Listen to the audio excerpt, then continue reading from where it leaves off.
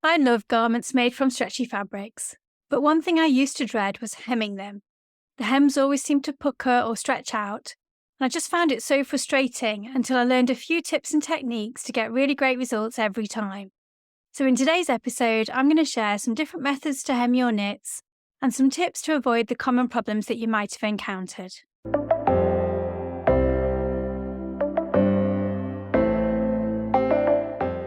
Hello everyone, and welcome to the So Mindful podcast, where we dig into the tips and topics that will help you have great fun making clothes that make you feel fabulous.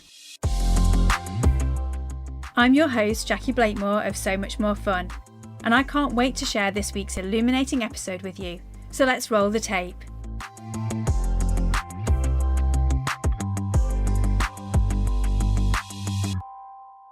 Hi! Today I wanted to talk to you about hemming stretchy or knit fabrics. Stretchy fabrics are great to wear because they're so comfortable, but when making them, an area that I found to be challenging was hemming them. When I first started making clothes with stretch fabrics, I found that I had problems with the hems stretching out or going wavy, or if I was wearing them, then the stitches might pop or come undone. I thought I wasn't very good at sewing until I found out that there were a few techniques and tools that you can use to get great looking hems consistently. So I want to share those with you today. So I was thrilled when I made my first t-shirt. I don't know whether you remember making your first stretch garment. I love wearing stretch fabrics, and I've mentioned in previous episodes I found it frustrating to buy t-shirts in the shops. So when I was able to make my first t-shirt, I was delighted. But at the time, I didn't have an overlocker, and I just used my zigzag stitch to sew the hem. And whilst it looked okay, I really wanted it to look as professional as the ones bought in the shops. So I invested in my overlocker because I thought that I'd be able to use that to sew everything for my t-shirt. What I didn't realise was, at the time, that although my overlocker is amazing and I do love it to bits, it's not the right machine for hemming knits. But it did help me to get a great finish on the seams and for constructing my stretch clothes. So I realised that I had to do a bit more learning, and through lots of trial and error, I found a few methods that I now love. So I wanted to share those with you together with some things that I've tried that haven't been quite so successful, so that you can avoid those, or give me some tips if they've worked for you consistently. So what things can go wrong when you're hemming your knit fabrics? Well, there are 5 common things that I think I've experienced, and you may have done too. So the first is uneven hems. When you work with some knit fabrics, such as jersey, you can find that they roll up at the edge, and this can make them tricky to work with, especially when trying to get your hems even. I've also found that sometimes I can get puckering along the hem. I've found that with some lightweight knit fabrics in particular, the hem can sometimes get all gathered up as I'm trying to sew it. I found in the opposite direction that sometimes they stretch out or it goes wavy. So if the fabric has a high amount of stretch, then I found that it can stretch out as I'm trying to sew it, and that can make the hem look wavy. I've struggled fairly recently actually with thread breakages and skip stitches. So with working with fabrics with high elastane content or more densely knit fabrics, then I have experienced problems with thread breaking as I try to sew the hems and other seams. I've also had problems where stitches have skipped, like it hasn't managed to catch the bobbin thread to complete the stitch each time. And finally, one of the other problems I've had is when I'm wearing the garment, sometimes the stitches pop. So as you go to stretch the garment, the thread breaks. So that happens particularly on close-fitting garments, as I put them on or take them off and had to stretch it out. So it's easy to see why hemming knits can be challenging, right? And if you've had these problems, then you're definitely not alone. These are all things that I have and sometimes still do experience, but there are ways to resolve these issues. But let's start with the techniques that you can use, and then I'll share with you some key items of equipment and some tips that can make your life easier when trying them. I should say at this point that most knit or stretch fabrics don't fray. So with woven fabrics, we often fold the hem over twice so that the fabric edge that might fray is hidden inside the hem. With stretch fabrics, you don't need to do that. You can just turn them up once. This is good news, as some of them, particularly those that are prone to curling or rolling, are tricky enough to work with at the best of times. The other thing to consider before deciding on how you'll finish your hem is whether your hem actually needs to stretch out or not. If you're making a fairly close-fitting garment, and will need to stretch the hem when you put it on or take it off, then one of the following techniques will allow you to do that without the thread breaking and having to redo the hem all the time.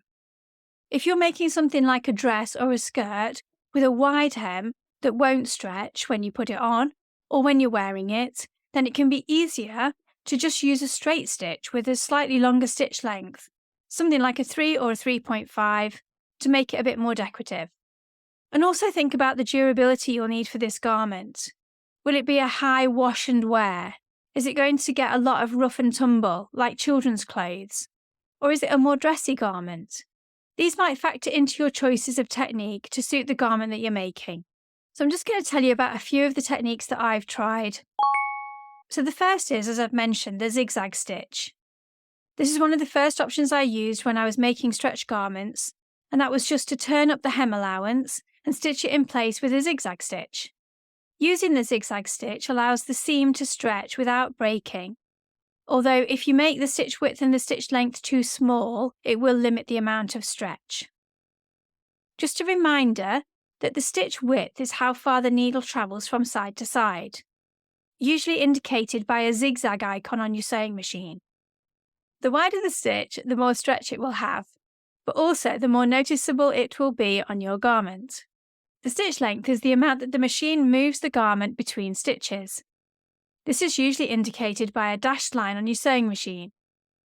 The longer the length, the looser the seam will be, but the more stretch it will have.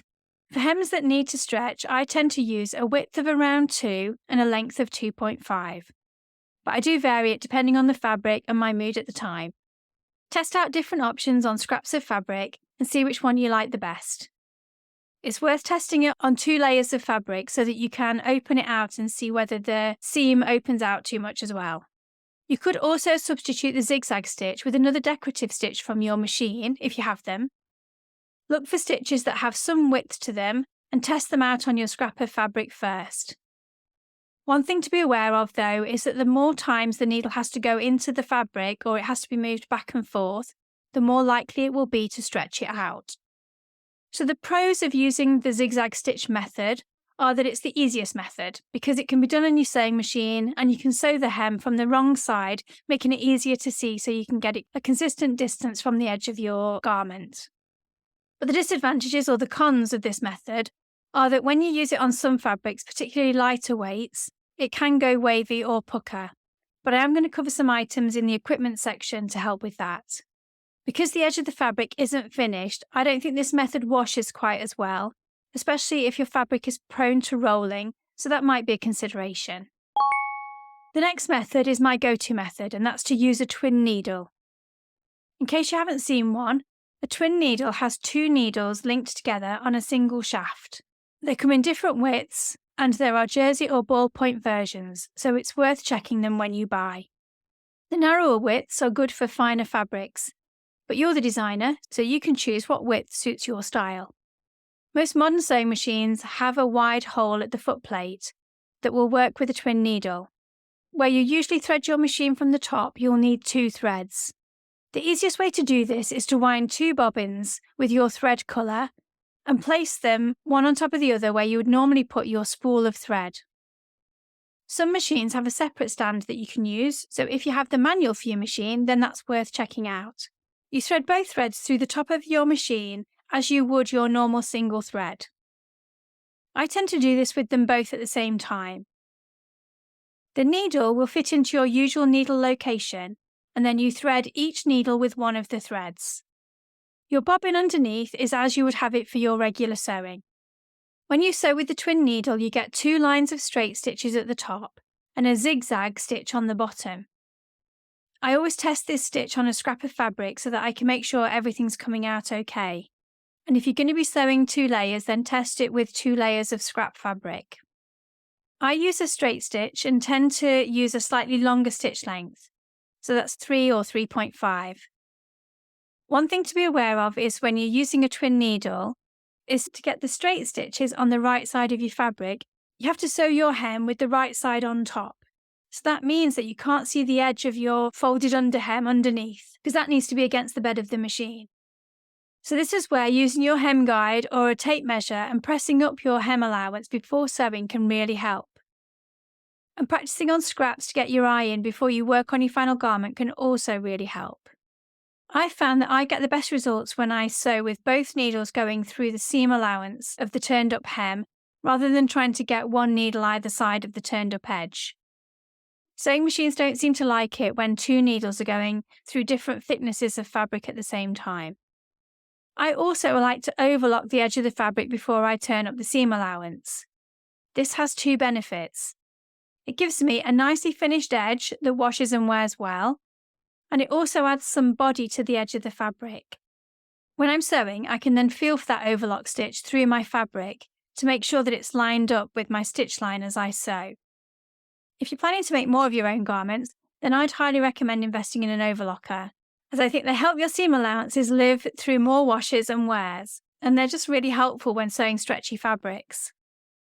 I tend to use a 3-thread overlock and just my left-hand needle in my machine to reduce the amount of thread required, and I don't trim anything off as I'm overlocking, I just neaten the edge of the fabric if I'm using it just to do a finish, particularly for turning my hems. The pros of a twin needle are that it creates a similar effect to the one that you get in ready to wear. And if you use the option for the overlocked edge, then it's also really hard to see the zigzag from the wrong side. The hem stretches with the fabric, and once you've done it a few times, it's a relatively easy method. Twin needles aren't a big investment, and you can make it decorative with different coloured threads if you want to make more of a statement. The cons of the twin needle method are that it can be challenging to work from the right side of the fabric and keep the stitching close to the edge of the turned up hem.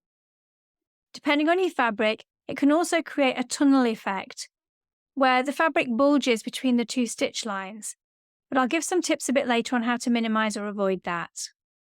The threads can also rub against one another and break, particularly if you're sewing very long hems. So good quality threads are best, and slow down the speed when you're sewing to try to reduce the friction. The third method I wanted to talk to you about is using a fabric band. So it's not conventionally a hem as such, but it does give you an alternative to sewing a hem if you're feeling that you're not really getting a good result with that. So even if your pattern doesn't include a hemband, you could create your own if you wanted to use this method. In this case, you create two rectangles of fabric that are the same length as the bottom of your front and back bodice pieces. Decide how deep you want the band to be, for example 2 inches, and then double that to give you the depth of your rectangle. So in this case, each rectangle would be 4 inches deep, with one the length of the front bodice bottom edge, and one the length of the back bodice bottom edge. Sew the short ends of the front and back rectangles to one another to create a circle, and then fold the band wrong sides together and stitch the band to the bottom of your garment, either with your zigzag stitch or with your overlocker. And hey presto, no need to worry about hems. The pros of this method are that it's very easy to sew and it gives you consistently neat finishes when you use it. The cons are that you'll need a bit of extra fabric if your pattern doesn't include this feature, and it doesn't really work for garments that have curved hems, or maybe a split at the side. So the next method I want to mention is using a cover stitch machine. If you want to get exactly the same effect as you get with ready-to-wear garments, then you'll need a cover stitch machine. This machine looks a bit like an overlocker as it has between 4 and 6 threads, and there are machines that combine the two functions.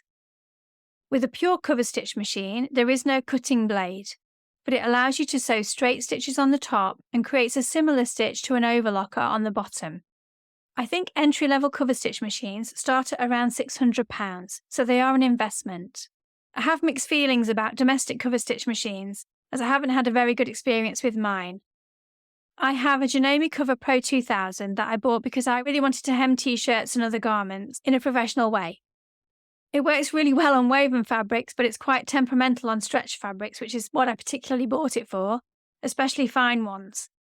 And I struggle with skip stitches no matter what I've tried. I think it was just a Friday afternoon machine. But the pros of a cover stitch machine are that when they work, they're actually really easy to use and they do give consistent results. They don't suffer from the tunnelling that you get with a twin needle, and you don't need to overlock the edge of the fabric. The cons are that they are a significant investment, and like an overlocker, they do take a bit of getting used to. A few other methods that I want to mention that I don't personally use or haven't tried are sewing a straight stitch with a stretch thread. I asked on my Instagram if anyone had tried using stretch thread, and the reports back were very positive, so I'll put a link to the ones that they recommended in the show notes. I haven't tried it, and I think those that have said that you only need to put the stretch thread on the top as your top thread and not in your bobbin, but I haven't tested it yet. When I do, I'll be sure to let you know. There's also an option to do a machine sewn blind hem using a blind hem foot. But I have to be honest and say that I think getting a machine sewn blind hem to work even on woven fabrics is hard enough, and I don't think I'd have the patience to do that on a knit. But you could sew a blind hem by hand as well if you didn't want any stitching to show on the right side of your garment. There's also one method in one of the blog posts that I'll link in the show notes for using an overlocker to create a more decorative faux flat lock that creates a long vertical stitch along the hem. Again, I don't think I'd have the patience to do that. I have tried using the faux flat lock on my overlocker. You do have to mess about with the tension a bit to get it right. But if you do want to do that, then have a look at the link and that'll give you some more information. So now we've talked about a few of the methods. Let's go through some of the equipment that can make life a bit easier and some tips to help you avoid some of the problems that we talked about at the beginning. So when I was doing my prep for the episode, as you know, I like to do a bit of research, I found that some of the consistently recommended items are ones that I definitely rely on, and there were a few new ideas to me that I'll also share. So the first is the trusty old iron and pressing cloth. As with any fabric, a key tool to help with hemming is your iron, and if you have one, a pressing cloth. I often use my iron to press up the hem allowance before I pin and sew, particularly on garments with long hems, like dresses or skirts, because it can just be easier to measure and press up the hem allowance on your ironing board as it gives you a nice flat surface to work with. I'm going to talk about tapes in a moment, and your iron is also required for applying some of the hem tapes and stabilizers. My tip for using your iron is to make sure that you test it on a scrap of fabric first to make sure that you have the temperature set correctly. Many stretchy fabrics will stand some steam, and that can be really helpful when pressing up hem allowances. You can also use a damp cloth or a bit of calico if you don't want to use the steam option. They can also be ideal after you've sewn your hem to get rid of some of the waviness if you have got some of that coming up, so a bit of steam might just help the fabric return to its original shape. So the next item is tapes and stabilizers and spray starch. I think this was the biggest help for me when I was first learning to sew hems on stretchy fabrics. I was struggling to get my twin needle to give me a good result, and then I found a product called Knit and Stable, which is a stretchy iron-on tape that gives a bit more body to the fabric and helps the machine give a bit more consistent tension to the stitches. This was the first thing that got rid of the tunneling problem for me and also stopped my hems from stretching out. With this tape, you just iron it on. It's not an adhesive, you just iron it on to give body and stabilize the edge of your fabric.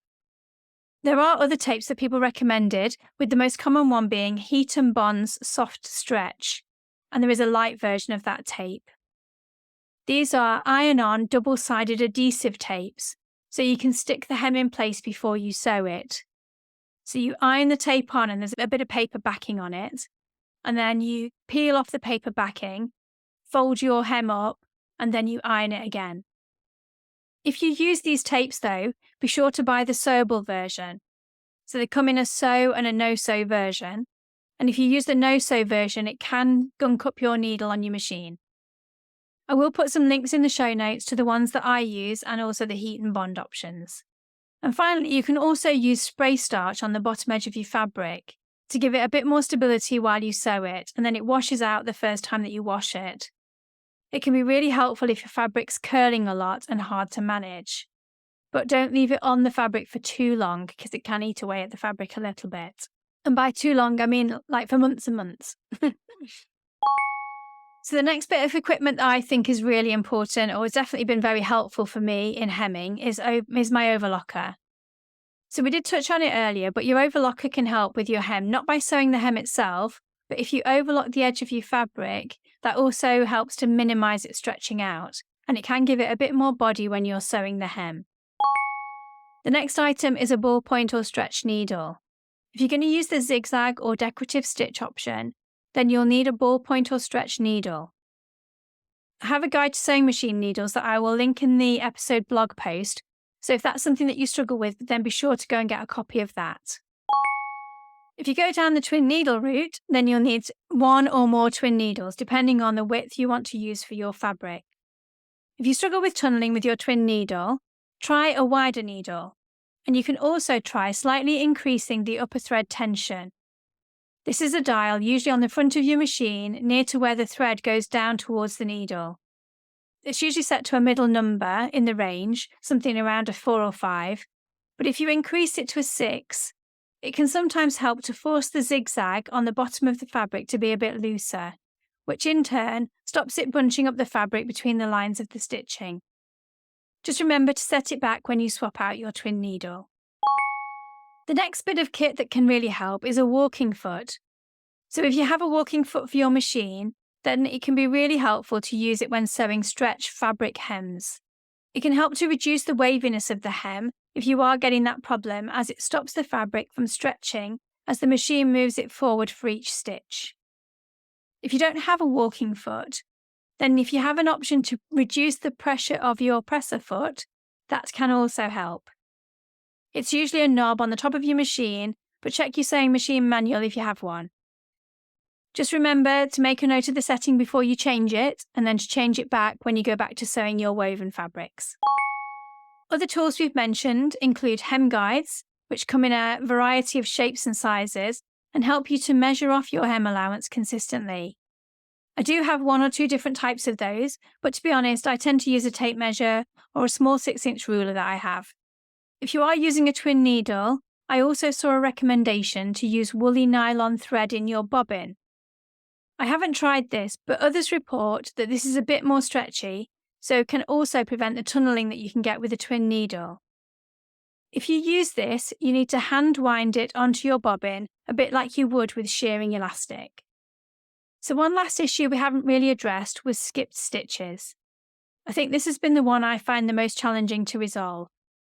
But in my experience, this is usually down to the combination of needle size and type and thread thickness that I'm using. I found that particularly when sewing zigzag on stretchy fabrics, if my needle is too thick for the fabric or my thread is a bit too thick, it just skips all the time. Good quality threads tend to be a bit finer and a bit less prone to the fluffing up, which means that they go through the needle more smoothly. This gives the machine the best chance to create the stitch. So I tend to go back to Gutterman's threads, and for finer stretch fabrics I try to use a 70-10 needle, either ballpoint or stretch depending on the fabric type.